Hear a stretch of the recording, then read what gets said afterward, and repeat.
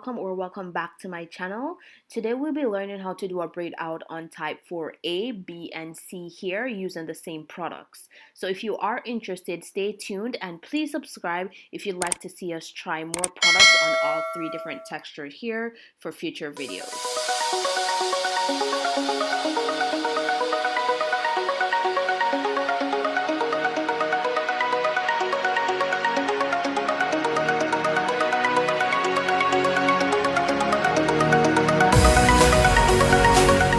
So to do a braid out or a plait, you're going to take a section of hair and split it into three sections. We'll be using primarily three fingers, your thumb, your middle, and your index finger.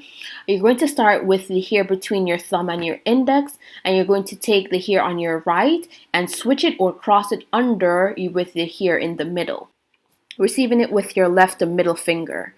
So the hair in the middle is now on the right, and the hair on the right is now in the middle.